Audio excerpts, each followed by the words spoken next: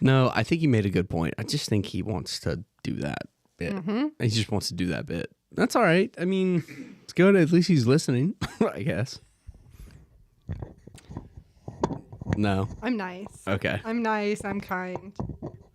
I'm positive. A lot of diapers in this episode. Yeah, they did. Yeah, it was a weird episode for the week that I was having. It was super weird episode. I 4 times watching the episode today was like, it's crazy that Anthony's watching this. And maybe that's why I said Charlie Redemption Tour, because I was like, man, I'm in a weird spot right now. He's gonna fuck that up real bad. And you know what he did? He fucked it up. He did. Immediately. Are you fixing my angle?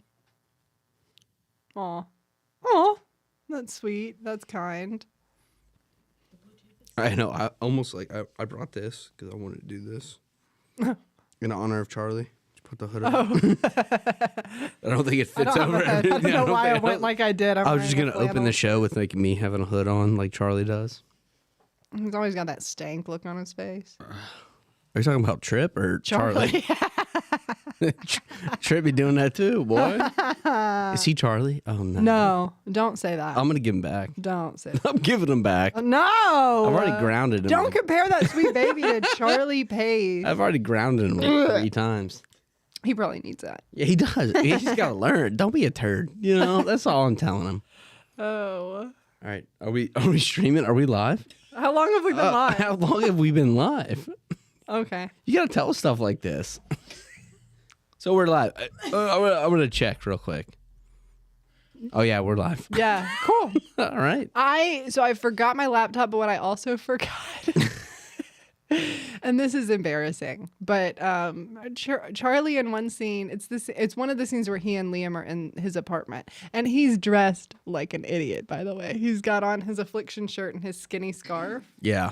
I have the exact Affliction shirt that he's wearing now. On accident or because of the... On accident. I saw it this watch and I said, wait, because I have a bunch of... My dad used to... My father used to wear Affliction shirts all the time when that was the fashion, when it was all very...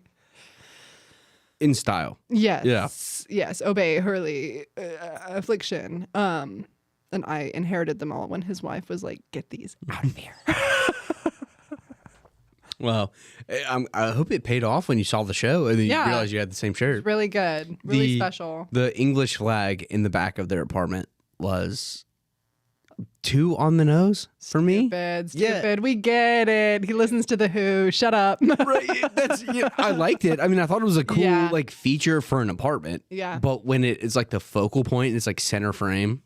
All right. Right. Well, you know, wait, are they from England? I didn't know. I didn't know. They're from across the pond. I love your accent. Do it again. Don't at all. I do. It's pretty good. No. I want to talk about things I liked about this episode before we get into.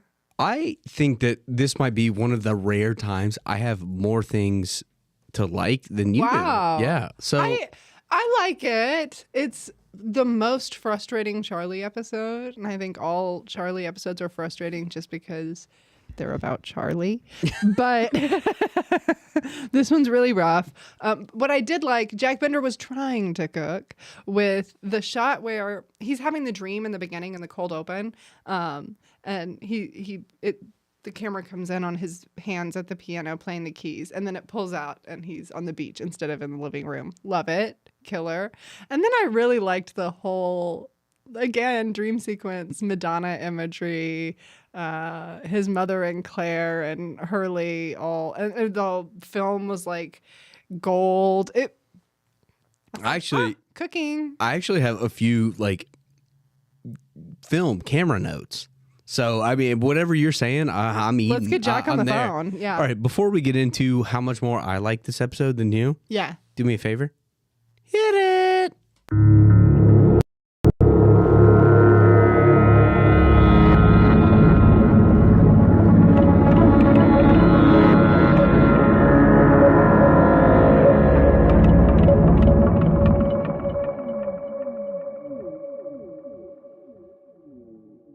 Love TV. I love TV. Do you? Mm-hmm. Where are we flying today? We're flying in a plane We're flying in a plane in the sky, and that's the most important part of it, I think. And we're flying to, yes? Where else would you fly a plane? Well, obviously, when it has its little wings out, you might fly it down the road. And I guess there are planes that you can land on the water. Plenty of them. Yeah. From what I understand. I think that's a question to direct to my friend Sully. I was just saying. You said we're flying a plane in the air. My first thought was like, that's kind of where they... Well, yeah. Okay. We're flying it in the air. And we're going to land it in London. We're going to land it on top of Big Ben. That's good. And then we're going to go probably do all that English stuff. You know, there's a big Ferris wheel and there's the crown jewels and blah, blah, blah, blah, blah, Abbey Road.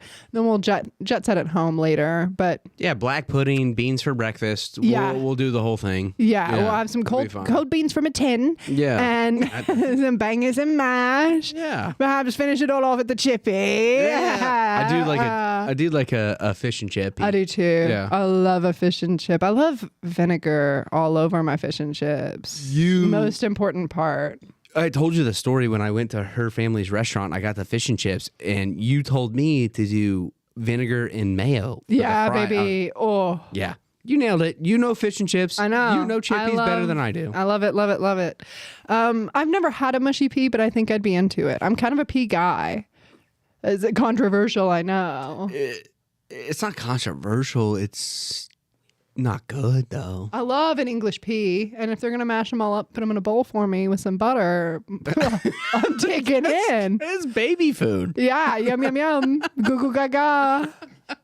Love it here. I'm going to clip the goo goo gaga. It's just going to be like a 5-second just you saying that over and over and over. I would rather you didn't. I'm Anthony. I'm Shelby. Today we're going to be discussing episode 12 of season 2, Fire+Water, which is a Charlie episode. In flashbacks, we kind of get to see part of the crumbling of Driveshaft and the real, intense throes of addiction for both Charlie and his brother Liam. Liam welcomes a daughter and is a little bit too strung out, comes to stay with Charlie under the pretense of let's get the band back together, and then steals his piano and sells it for rehab money. And then in the present day on the island, Charlie goes hog wild nutso, starts having dreams that he decides are prophetic, and begins trying to kidnap Aaron to baptize him. He seems to want to do this in the ocean where you should not put a 2-month-old. Yeah, it's tough because there were a lot of moments where I wanted to do the Charlie redemption tour. Not this episode. No one has acted more absurd. Everything he did was wrong. And okay, the sleepwalking and then and that's tough because that really wasn't his fault. He really didn't know, but also what are we supposed to do with that? What are we supposed to do with that? Okay, let's say you have a friend who has a baby. You have gotten close to this friend and her baby. You go to sleep one night, you wake up, you've sleptwalked. You're carrying the baby near the ocean, you're confused, your buddy is asking you what you're doing, everyone's a little concerned. Do you afterward give the baby back, apologize, give her space because you did, even though it was not totally in your control, kidnap her baby and bring her baby you're unconscious, to the ocean in a way that would just shatter her trust in you, despite, whether or not it was your fault? Do you apologize and try to make amends, or do you continue to try to take the baby in the waking time to baptize it in the scary ocean? No. That is a wild way to phrase it, because if that was me, dead to me forever. Right. You can't be taking people's babies, dog. What are we doing? You're never going to We've been talking about this since the others were doing it. You can't be taking babies either. You can't be snatching babies. You cannot snatch babies. Is that the overarching theme of the show, though?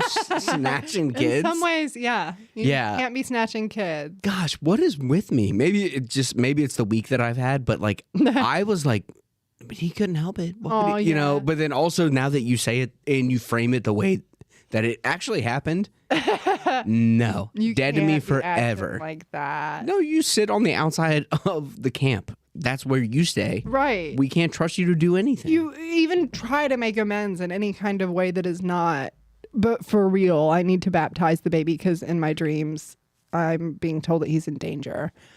That doesn't... Stop. Okay. Don't take the baby. That doesn't make up for anything. Notice how when Claire was approached thoughtfully and calmly, the baby did get baptized.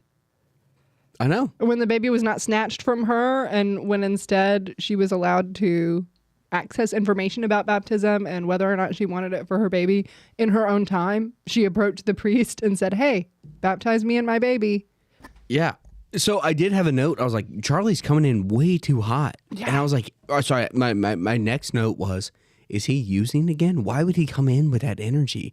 I mean, clearly he knows that he's on the outside. Like he's trying to get back in. Why would he be so, it's not confrontational, like abrasive? I don't know the right word, but he came in so forcefully. No one's going to respond to that energy in any capacity. Even if it's not about your kid, it's just too specific. And he came in hot. No one's going to listen to you doing anything, right? Like if you come in and you scream, you need to do, okay, why are you yelling? Right. You come in and you deliver it the correct way, maybe there's a chance. But no, he didn't do any of that. And if he wasn't using, I was very confused on like why. He came in, maybe it's just his arc. Maybe that's what he's doing. Yeah. It's Charlie. It's Charlie, and it's a difficult episode, and I feel like Charlie imprinted on Claire and Aaron in a weird way and like has decided that he's the stepdad, even though he and Claire really are kind of just friends and in a difficult situation. And that has led him to be kind of a creep in the end. Yeah, I think that, I guess I hadn't really thought about that. Like she didn't reciprocate much of what he's feeling. No, I mean, her. they're friends. They've had a little bit of like, chemistry moments, little sexual tension moments, but they're friends. They're not, they've known each other 2 months. I know, but like we were talking about a few weeks ago, like all of their stories are tied in together. That's so I guess true. it's easy for me to just assume that they are equally close. They're not, though. I don't think so. Yeah. And I think that Charlie sees him as a friend, and maybe before this saw him as potentially being more. But with his behavior in this one, I don't see how she comes out of it How could you? thinking anything other than what a freak. What a freak. He's standing there in the water with her baby. Yeah. Like, how could you not think that? I know. And like, it just is coming off the back of him having Virgin Mary statues full of heroin. So, yeah, I mean, there's a lot of evidence here. So what are we doing? And like, also, maybe after she found that out and he wasn't using, there is a opportunity for him to prove that like he's not who she thinks he is. Kidnapping her baby is not the way. It's not gonna help, right? It was taking me a minute to get there, but like, that's not Bring really her gonna food help. one night. Yeah. Just be normal for a night. She might like that. Help fix something in her shelter. Something like that. Don't steal her baby to baptize it in the ocean. Yeah, tough. And not what we need to be doing. you know what they did? They What? screwed my boy. Echo was like, I did not tell him to do that. He was caught red-handed with that baby in the ocean. Everyone's around him. He's like, Echo, tell them. And Echo's like, hey. Buddy. Buddy, I did not tell you to do Not at all what we discussed. I said that I'm a priest and that I can baptize him. Oh, man, I am struggling so much with the fact that, like, he seems like he is behaving like almost more toddlerish than Aaron. Like, if he doesn't get his way, you know what he does? He kidnaps babies. He starts fires that's going to burn down the entire camp. what are we doing? I forgot about the goddamn brush fire he started. That's what I'm saying. Like, that got brought to provide a distraction so he could steal the baby? What a crazy man. You cannot be acting this way. You cannot. That's what I'm saying. Like, where are we at? What are we doing? Like, you've been doing so well. You were on such a good trajectory. Right. Dog. That is so bad. That's so bad. We're not even paying attention. You're not even in the realm of human comprehension to start doing shit like that. And I just cursed on the show. I love it. You do it every once in a while. I think that there is something to be said for the fact that Charlie is having dreams that he is interpreting as prophetic, and that he is following what he believes to be instructions in those dreams. I think, and at the bit when he's talking to Locke and he's like, oh, Kate sees a horse and everyone cares about it. First of all, nobody cared about the horse. Nobody cared. Nobody said anything about the horse except for Kate and Sawyer. We talked about it on Flight 815. We talked about it. They didn't talk. Nobody cared about the horse. Charlie's being creepy and eavesdropping over Kate and Sawyer, who are the only people talking about the horse to each other. I digress. He's doing all this. He's like, but no, when it's Charlie, it must be the drugs he must be using. And I see that and I get that. He like wants to be, but dude, maybe sit down with Locke and tell him about your dream before you start kidnapping babies. Yeah. If Locke is the sage wisdom, and that's how he tries to appeal to Locke. He's like, Locke, you're the guy with all the island insight and you're always talking about how things are tests here. That's all well and good and all true. Just have that conversation and be like, hey, I think my dreams are telling me that something bad is going to happen to Aaron, or that Aaron needs to be protected from something. And my Catholic instincts are telling me that we need to baptize that baby. Yeah. That's one thing. Yeah. It felt like it was too little too late by the time that he talked to Locke. And, Locke obviously. And Locke tells him straight up, he's like, you have given up the right to be trusted. I think that's where I got upset, because he was saying, I'm not using, here's what I'm, but he didn't, with the whole thing we've been talking about for like 10 weeks now. Nobody tells anybody anything. Communication goes a long way. It does. And, it just, if he would have told Locke what was happening, maybe he would have approached him a little bit different. Just, the whole thing, that's such a rogue move. And it felt like a toddler not getting the attention they want, and they went berserko to get what they wanted, is what it felt like to me. I was like, all right, if you don't pay attention, because we haven't done a Charlie episode in a while. No. If we're not paying attention to Charlie right now, he's gonna kidnap babies. We just stop snatching kids. It's birthday boy syndrome. You said it. What is that? I don't know what that is. I coined that like 2 years ago when I was acting in a play with someone who exhibited birthday boy syndrome. And I was like, what is that? What's his deal? And then I figured it out. It's when a grown adult behaves like a little kid, like a 5 to 8 year old little kid who is at a birthday party that is not for himself for the first time and doesn't know how to handle it. You know what I mean? Like the kid who's trying to blow the candles out with the actual birthday kid. The kid who's like, I'll help you open presents. It's just a best friend. He's just not in this. Yes. And it's fine. And it's cute when they're 5 to 8 years old. And you're like, oh, he just doesn't understand. The last birthday party he went to was his own and everyone was paying attention to him. He doesn't he's a kid. He doesn't understand that other people are people yet completely, But then when it's a 30-year-old man, that's birthday boy syndrome. Okay. So that's exactly what's happening. Yeah. Right? It's just, if you don't pay attention to him, he's going to, I don't know, flip the counter or do something. He's going to do everything he's not supposed to get attention. It's like, all right, come on. I thought he was doing fine. I really thought he was getting I thought, and it was weird for me when he started acting out like that, like you said, like a birthday boy syndrome. He has kind of gotten everything he needs to be fulfilled. He's got Claire, who, if you talk about, I don't know what the word is. There are 10s and there's zeros. Oh my goodness. They're pretty close. They're as far as they could be on that. Come on. Yes. Do you think he's in her league at all? I don't know. Okay. All right. So I don't know enough about Claire. No, yet.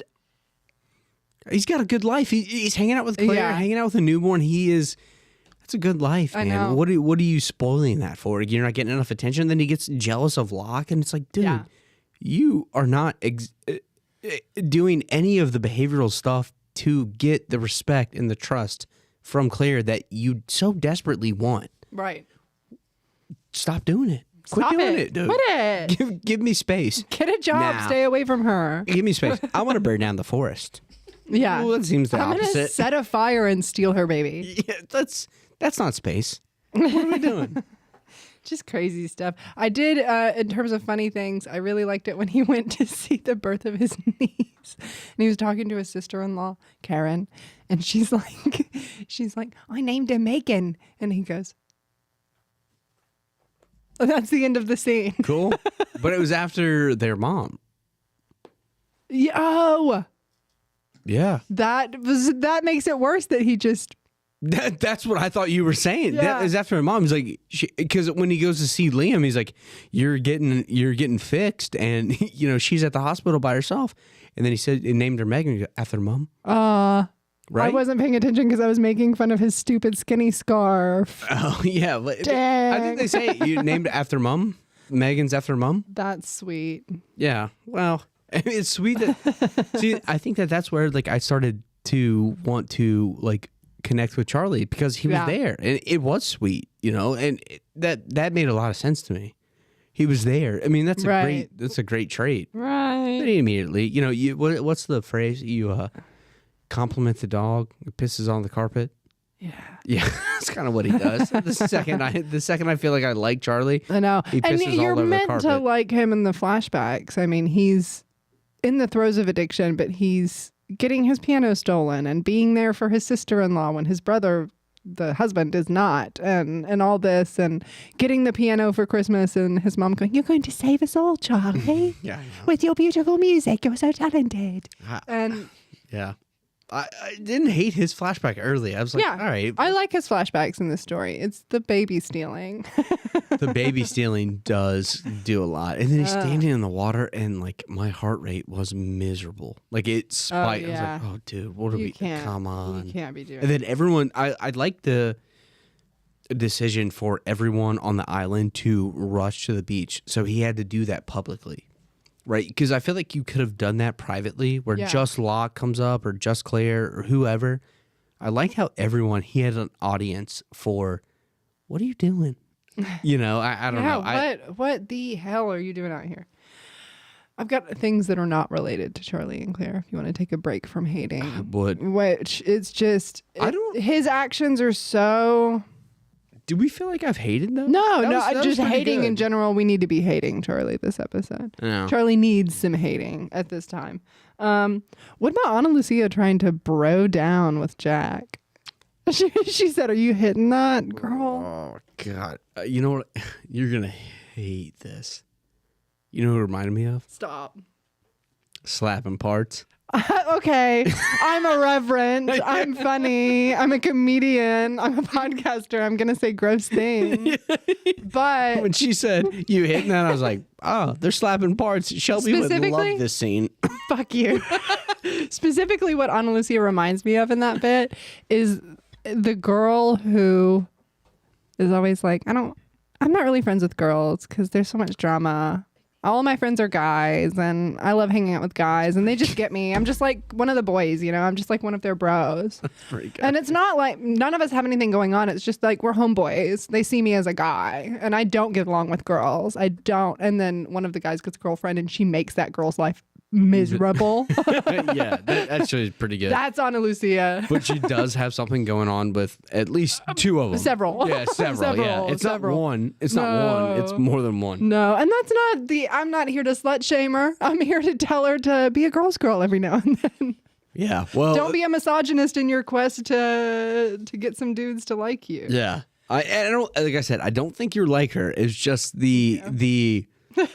You hitting that? And I was like, oh, slapping Parts. I wish slapping Parts is so much cuter than you're hitting that. Slapping Parts is adorable.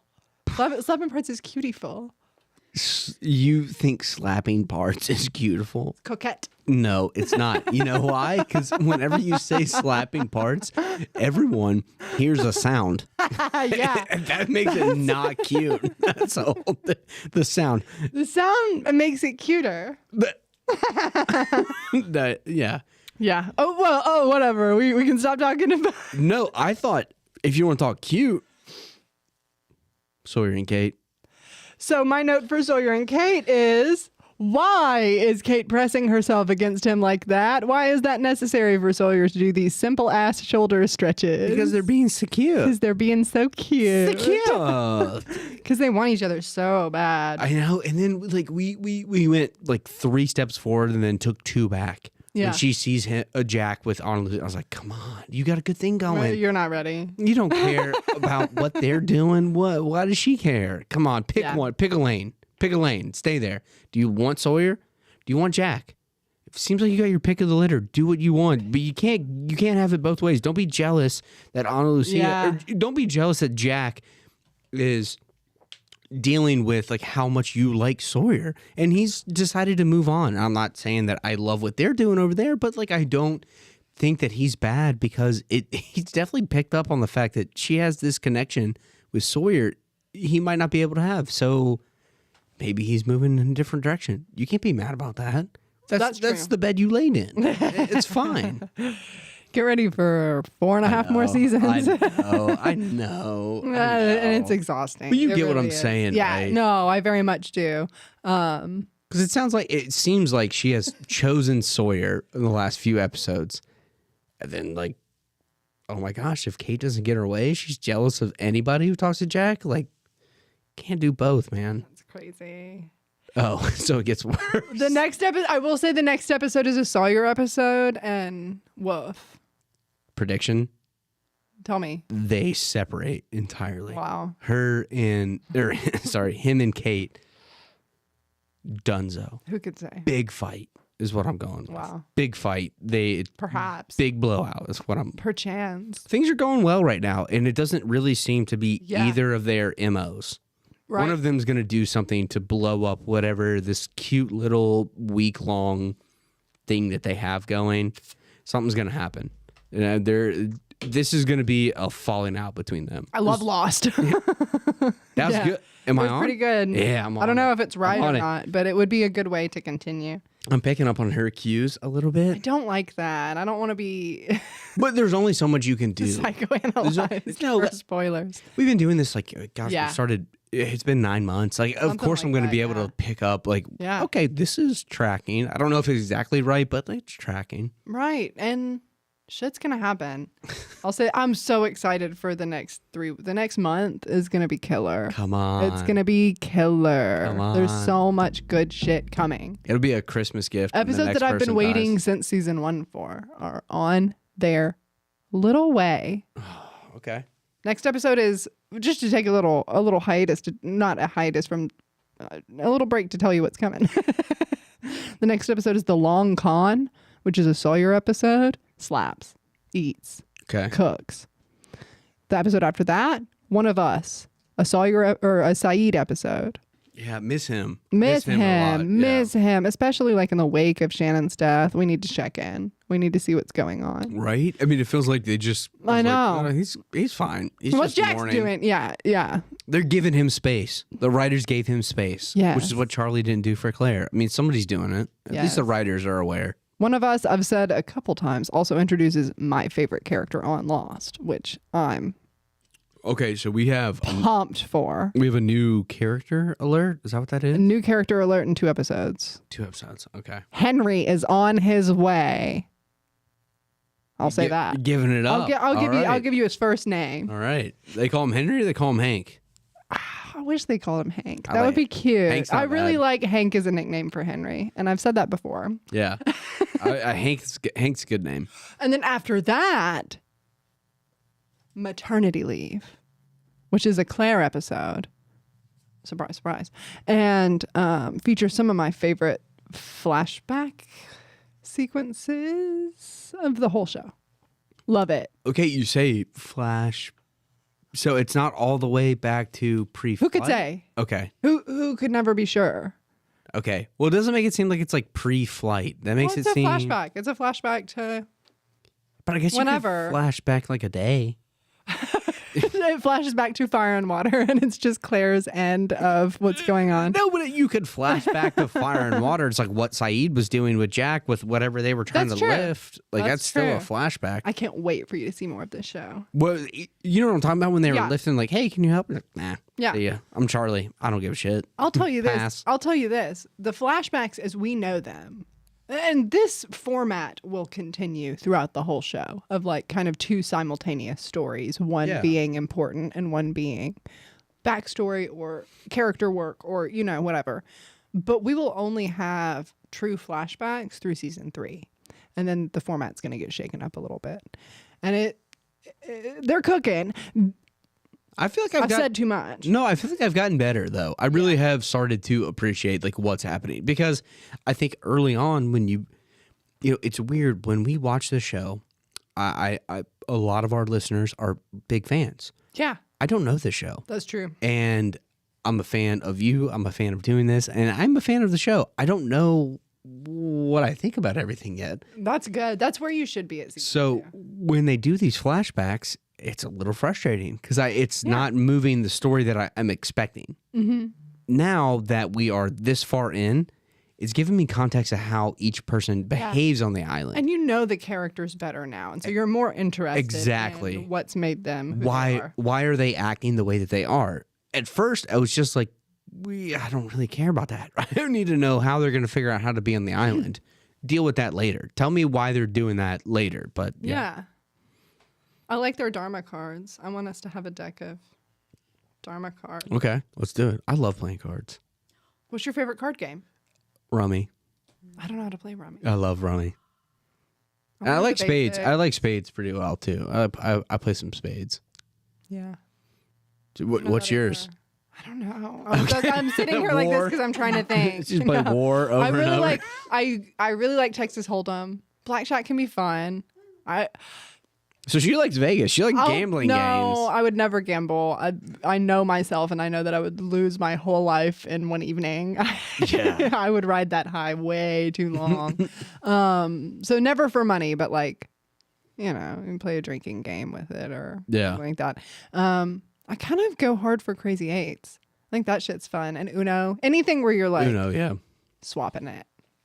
Okay, so Phase 10. Phase 10 is. I was literally gonna say Phase 10. We play Yahtzee.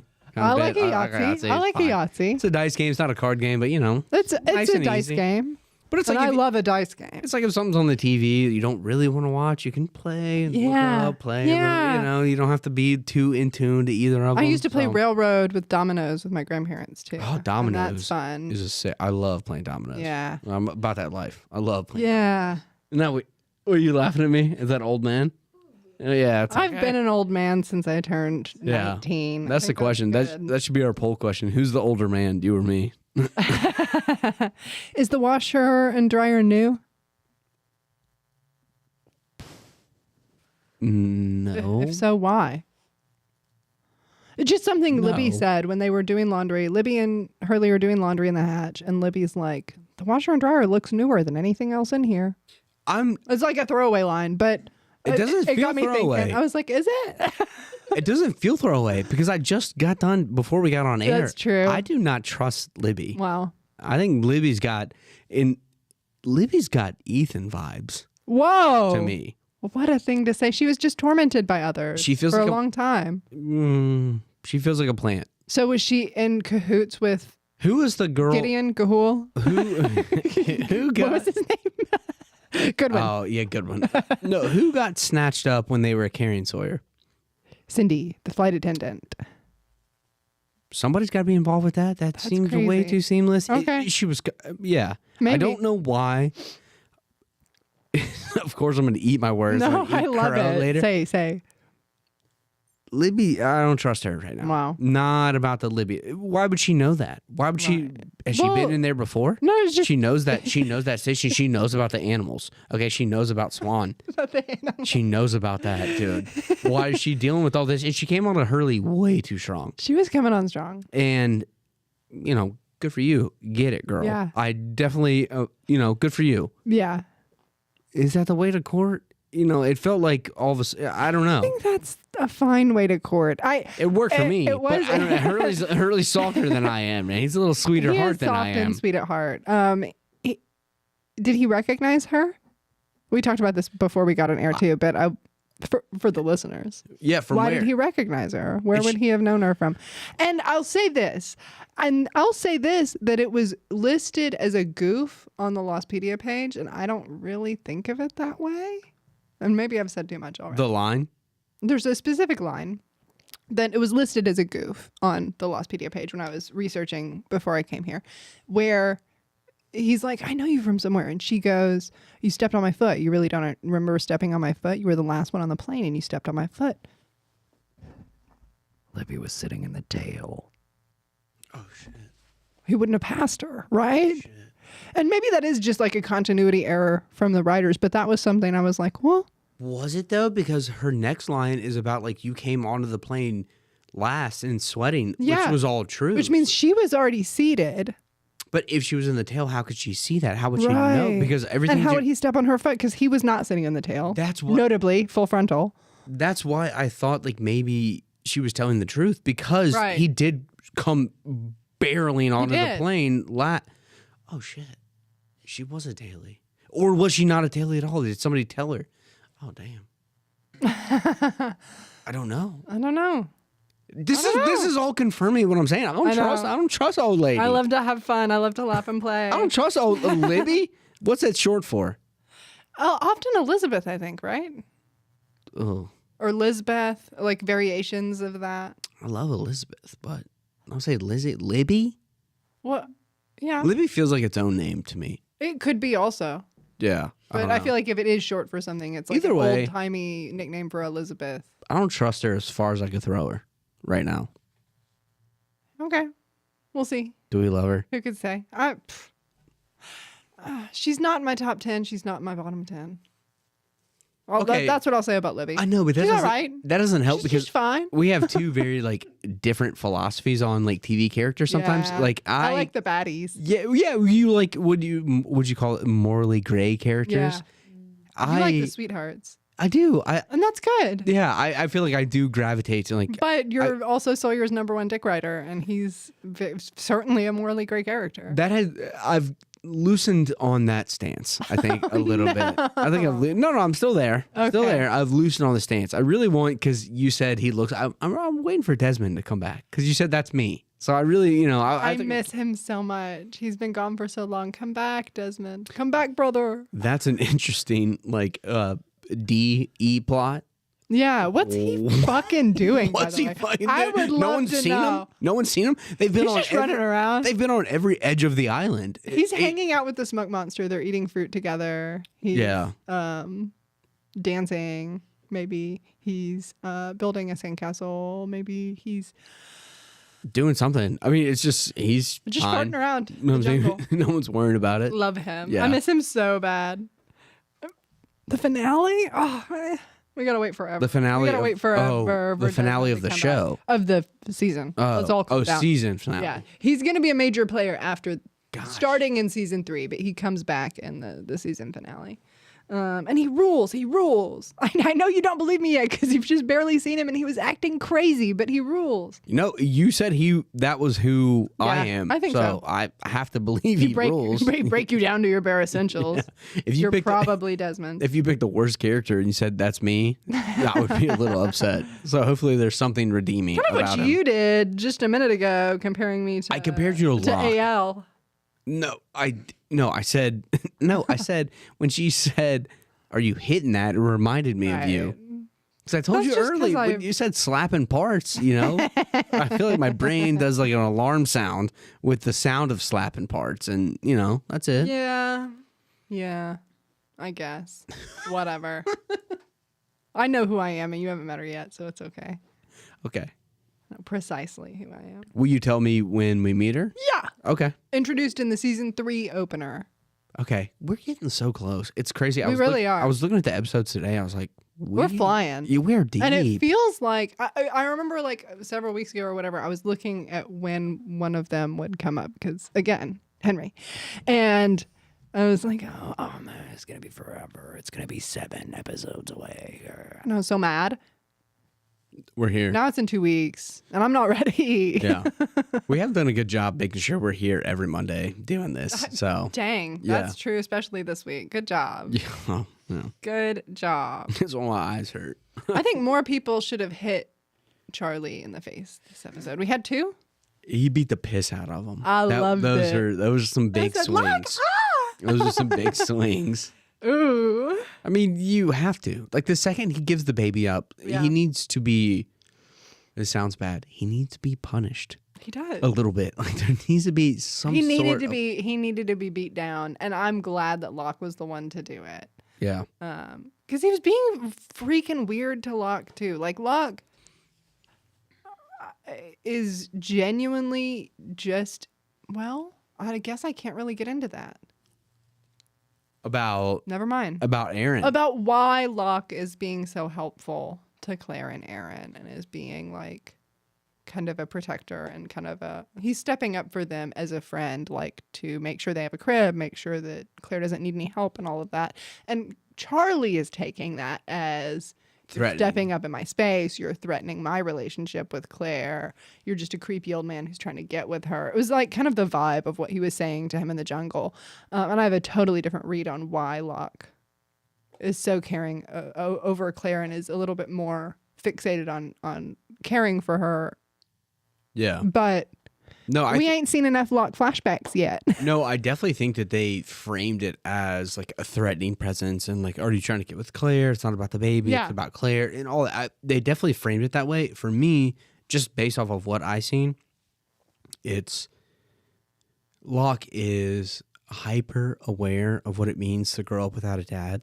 So that makes sense of why he's trying to be, That's exactly I'm not it. his dad, but I will make sure he is safe and sound, has somewhere to sleep, has somewhere to eat, he is protected.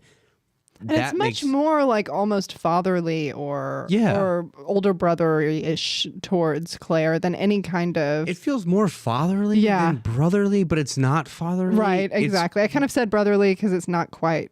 It's like like uncle, but like if they were widowed, and it's like now it's like your brother. Your sad widowed uncle. Oh no! Like his brother, like a Jesse. Like his sister-in-law situation. his sister-in-law Full was house. widowed. He's like, you know what? I will.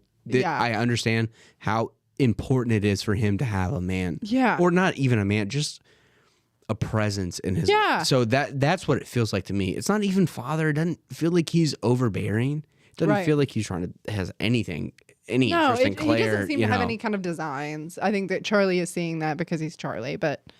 And I do think that there's something to be said about him maybe writing, because we've talked about daddy issues this entire show. Like, there's something to be said about him saying, you know what, I'm going to break the cycle. I'm not doing this. Like, there's a chance that this kid can have a life that I didn't have. Yeah. And I do think it's interesting when you look at it as more like a macro sense with Sawyer, with Jack, and all of these different people. I don't know a ton about like Hurley or Saeed and their father situations yet, but there are a lot of men on this island who can be that for Aaron and Walt, so I don't know what's going to happen with that. It feels like we bailed on that storyline. Yeah, but I'm saying like, there's a lot of people here where they have the chance to do what their dads never did for them. Yeah. And I feel like that's kind of the vibe that I got from Locke. It didn't feel creepy, but they framed it. With him hiding behind a tree and looking at Locke. And they framed it that way, I think, because these episodes are omniscient point of view, of course, but it's almost framed as like from Charlie's point of view. Yeah, you know what I mean? Yeah, like exactly. Like Charlie is seeing it that way, so the camera might be a little bit more, voyeuristic, but that's because Charlie is seeing it and drawing conclusions. Is that what made it feel like something nefarious? I think so. Yeah, because he was hiding behind that tree and he's like.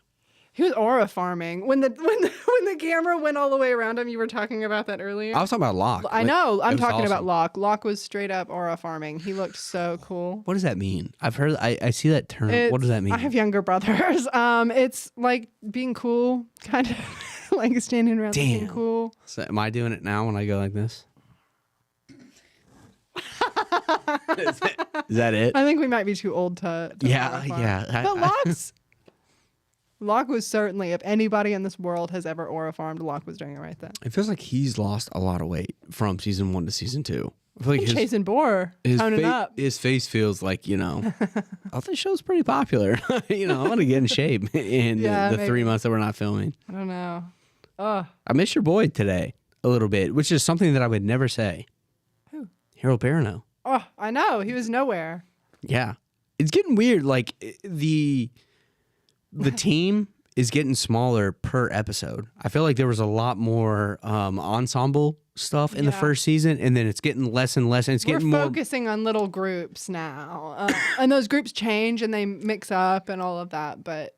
There's too many characters for... And I really think that if they started cramming in, Michael's going to have a little line here to remind us that he's there. Who cares? And they spent so much time like developing each of these characters that just because I noticed it, it's because we sit down and we take notes every week. Like I would never not notice that like, oh, where's everybody at? Mm-hmm. It's just because like we're sitting down, I'm paying attention, I'm thinking about it way too much. But like you do all of that work for a season and a half, you have to focus on 1 or 2 or 3 or 4. Mm-hmm. And then we'll get to everybody else. Like, there's no point in doing all of that pre-work and then just giving everybody one little, oh, there's Michael, he's just running through the forest, right? Yeah, it's all good. It'll all come around. I forgot what I was going to say. That happens. I get going. Know. I'm a very distracting person. I just Do get we want to going. talk about the diaper commercial? They're shaking their asses in that little playpen. Yeah. Okay. Sorry. I was like, holy that crap. Makes sense. I thought it was, okay, so it was a commercial. Okay. Well, no, it was like them was a filming music video. it was a commercial for when they were using their big song. Jeez, I was like, where was the TV in this episode? Why did I miss that? They were shooting it. Yeah. So is that, I mean, it feels like. And Liam was in the diaper in his dream at the beginning of Christmas when little boy Liam turned into adult Liam. In the dream, he was in the diaper. I feel it was a good parallel to this whole episode kind of being about Aaron and about a baby and about a kid in a diaper. And then they show this diaper commercial. Everybody. Yeah. You know what I wrote down? Because they said, take 53. And I was like, God. Yeah, it's a miserable day on set. I'm not a good actor. I'm not taking 53. I'm not taking 50. I don't care if Christopher Nolan walks in here and gives me if Christopher Nolan walked in here right now and gave me a side. Yeah. It's not going to take me 53. You can get in 20. I can figure it out. No problem. I think so, right? Yeah. I'm not going to be what he wants. I can get there. 53 is so 53 many. is nuts. So especially for and it looked like the one that we saw, the take that we saw, Liam fell out of the freaking playpen crib because he was too fucked up. It's insane. And they were like, and the director says, we're almost over or something, like we're almost over budget or almost overtime. And I was like, almost. You're not overtime right now? You guys for take 53? You guys budgeted for 55 takes? That's crazy. Seems too many. That's crazy. Yeah, that's literally the only thing I really thought about was like 53 takes is a lot. Yeah. Anything else we need to get into? Any other big opinions or thoughts or concerns or predictions? No, I felt like I did want to talk about like just because I really felt like I was on a Charlie redemption tour. And I only say this because he immediately pissed all the way down my leg as soon as I got excited for him, because he's in the midst of doing all this about Aaron, and then they kind of flash back to like Charlie being abandoned by his brother. Sold his piano, which they establish is like probably the most important thing in his world. It's like one of the things his mother gave him that he is not, we haven't seen her since, like it probably means a lot to him. His brother sells it, bails, starts a new life. Charlie is abandoned, and Aaron doesn't have a father. So he is trying to right the wrong that maybe he felt, and he kept doing it wrong. Yeah. And I just felt like... We got a little tease of Charlie daddy issues, too. His, in the dream, his dad, the butcher, was cutting the meat. Oh, yeah. You'll never make it in music. You need to learn a trade or whatever. Also, Claire and his mother... That was wild. That was sweet. That was a cool frame. That was Jack Bender cooking. That's what I was, because I wrote down it was sick, and I was like, that was awesome. It looked so pretty. It looked like a still image, and then they started like moving. A painting. That is, and it was such a Catholic painting. Like I grew up in a Catholic school. whoa, that was awesome. Yeah. Like, that was what. Okay, that was what you're And talking even about. Hurley coming down like in the, forgitt me, I didn't grow up in a Catholic high school. The Jesus outfit. Yeah. He had his hands out like, It was awesome. Charlie. It was just good. It was just so good. It was a great scene. Yeah. Yeah, I was really I was taken aback by a few different like camera shots that they have not introduced yet. Like this one was like, oh, okay, we're doing something different now. Jack's behind the wheel. There you go. Love it. We need to watch From. Yeah, next episode we'll check in with Sawyer, see what he's doing. He's gonna blow up his relationship Maybe. with Kate is what It's called The Long Con, and it's a good one. Oh, they're gonna get close, and he's gonna screw it up because it's a Sawyer episode. Who knows? And then he'll work his whole way back, and then the next Kate episode, she's gonna be the one who blows it up, and then we'll just do that back and forth for a while. You know, they just neither of them can find. It's just it's just timing. It's just timing. Yeah. Right? Is that what people say? Right people, wrong They time. don't really have it. Well, thank you so much for listening to us talk about Lost. Join us next week for The Long Con. Have a great week, and thank you. Thank you.